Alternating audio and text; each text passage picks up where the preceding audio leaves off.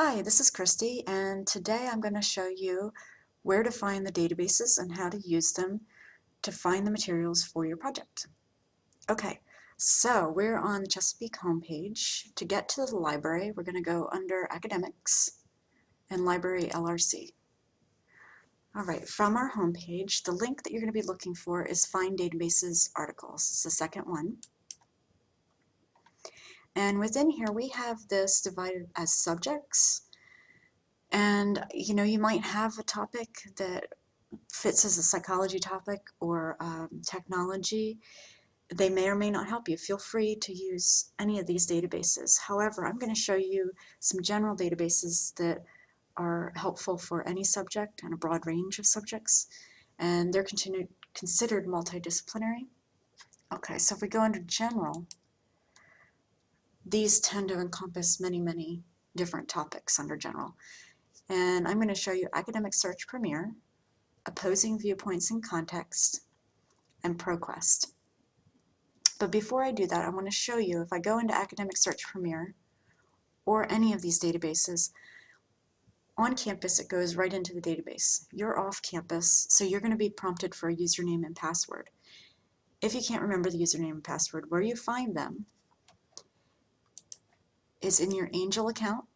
When you first log in, before going into your sociology classroom, you'll see that this third column over, second box down, library databases, you can click here to access them, and that will give you the username and passwords that you will need.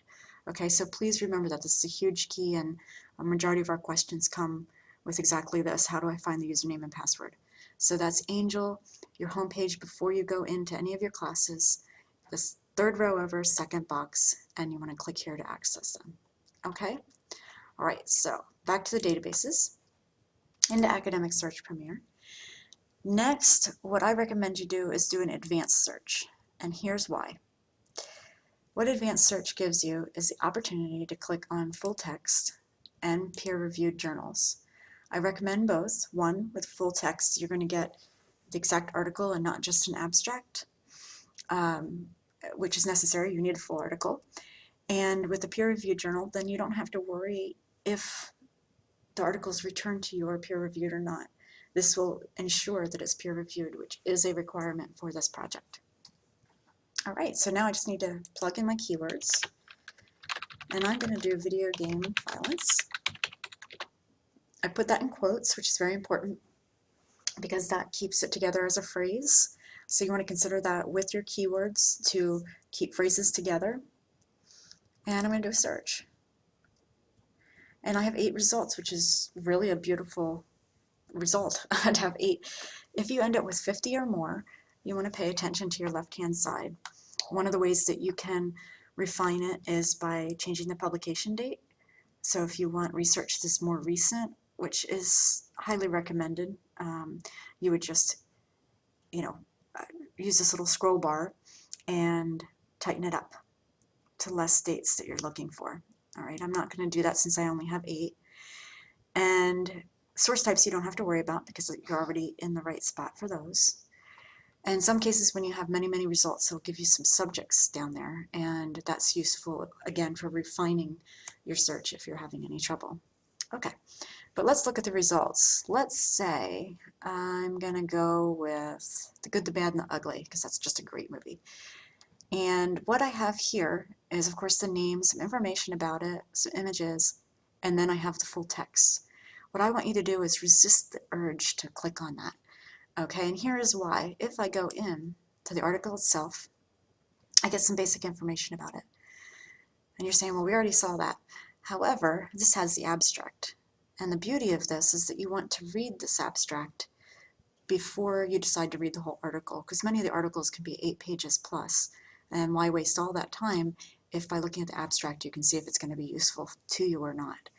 So you could read the abstract here and then click over to the full text and get your article.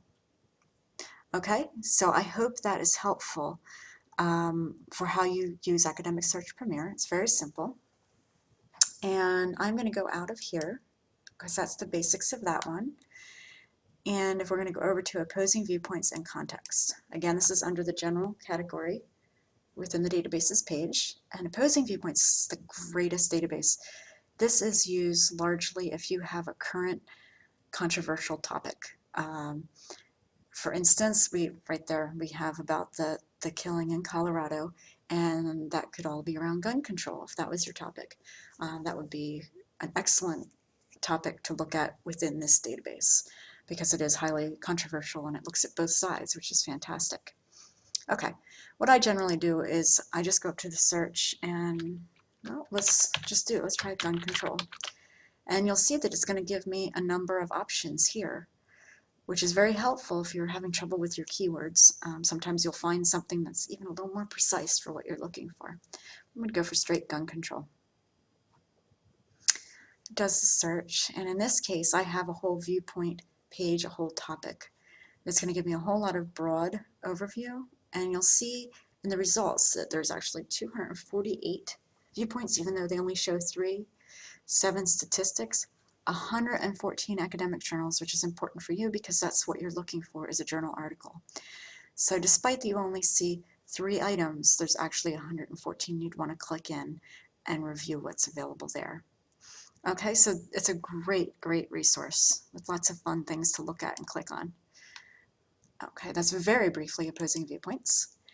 And the last one I want to show you is ProQuest Research Library.